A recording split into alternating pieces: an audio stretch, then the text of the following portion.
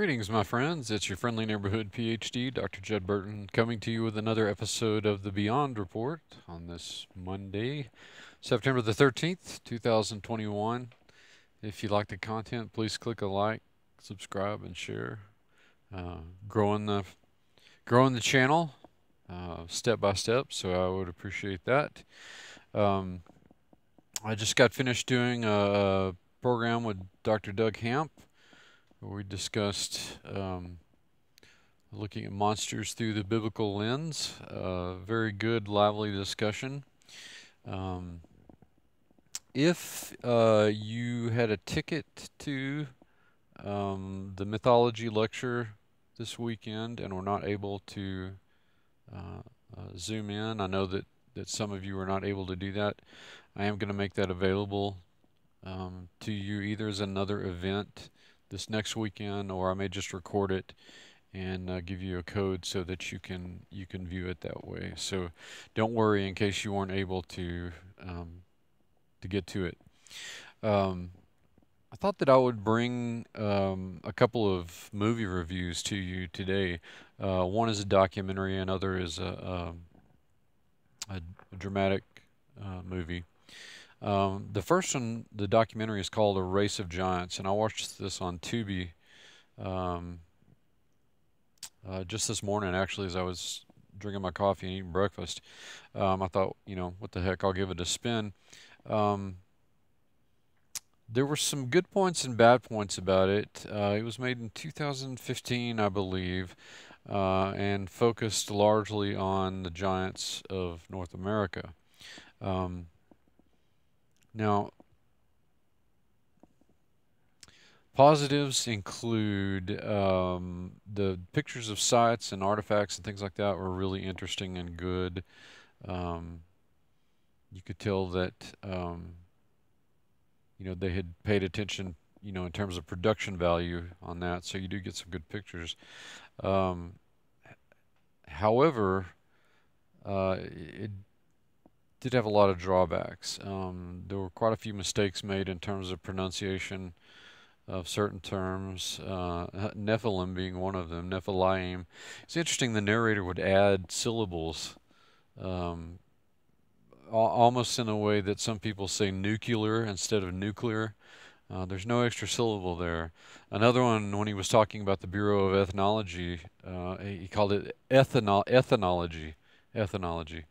So that got a little annoying after a while, the mispronunciation of all these terms and fields and things like that. Um, it seemed like it was a little lacking in referencing source material for a lot of the alleged finds. Um, oh, another thing that I actually did like about it was that it included the museum names for some of the artifacts that had been found. So that may be handy. Um, There are a couple of other things too. One of the legends that the guy mentions about giants amongst the Apache is the story of the giant owl, which was kind of a boogeyman uh, in Apache lore. But I think more than Apache lore, it's more prevalent in Comanche belief as the great cannibal owl. That lived in the hills and mountains in North Texas. Um, so I can't really give it any more than 2.5 berets in terms of its value as a documentary on the Giants. Decent effort, but it still falls short in a lot of areas where it could have done a lot better. So the movie that I wanted to tell you guys about is called Humanity Bureau, and it's got Nicolas Cage in it. And I thought it was excellent, but equally disturbing. It's a dystopian film, and it happens in the not too distant future. Actually, I think it's set in 2030, and it's a time in America when most people are living in the big cities, almost a kind of Judge Dredd megacity kind of scenario. There are people living in small communities and towns, but they're almost considered like the plebs in 1984, as opposed to the party members who thought that they were better than everybody else. Um, but it's a time after implied is a nuclear disaster, conventional warfare, climate degradation, um, famine, disease, the general sort of apocalyptic scenario. And these are the people that are living afterwards. People in the cities, particularly if you're working for this agency, the Humanity Bureau, seem to have it pretty good. Um, but there's a law passed called the Humanity Act, and the Humanity Bureau has all these agents that go out and make sure that people, not only in the cities, but particularly in the rural areas, are actually being quote unquote productive members of society. In other words, are they pulling their weight in terms of production? Are they able to sustain themselves with their own food? Are they a burden on society, in other words? And if they're deemed a burden on society, then these agents cart them off to camps in the cities under the auspices of giving them a better life. And what you find out towards the end of the movie, I won't spoil it completely, is that it's not, they're not going to camps to be re-educated for a better life. It's a fate quite a bit more grim than that. But it's an excellent story, and also a kind of chilling commentary on even in 2017, I suppose, the trajectory that our own society had been taking.